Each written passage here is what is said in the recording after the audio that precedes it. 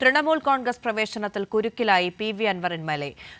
തൃണമൂൽ കോൺഗ്രസുകാരെ കേരളത്തിലെ കോൺഗ്രസുകാർക്ക് അംഗീകരിക്കാനാവില്ലെന്നും UDF-ൽ ഉൾപ്പെടുത്തുന്നതിൽ ബുദ്ധിമുട്ടെന്നും കെ മുരളീധരൻ പറഞ്ഞു. മമതാ ബാനർജി ഇന്ത്യ സഖ്യത്തിൽ അംഗമാണെങ്കിലും അവരുടെ പ്രവർത്തനങ്ങൾ കോൺഗ്രസിനെതിരാണ്.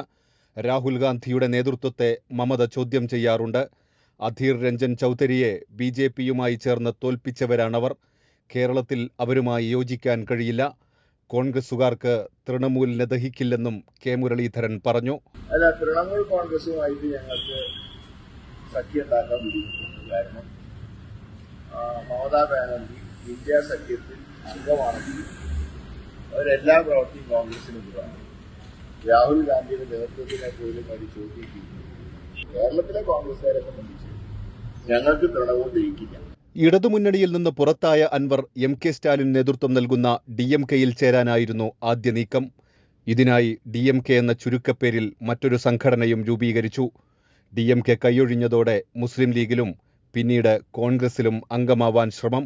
ഇതും നടക്കില്ലെന്നുറപ്പായതോടെ UDF മുന്നണിയുടെ ഭാഗമാവാനായി ചർച്ചകൾ. തൃണമൂൽ പ്രവേശനത്തോടെ PV അൻവറിന്റെ UDF പ്രവേശനമെന്ന മോഹവും വിദൂരത്തായി. കൈരളി ന്യൂസ്, മലപ്പുറം.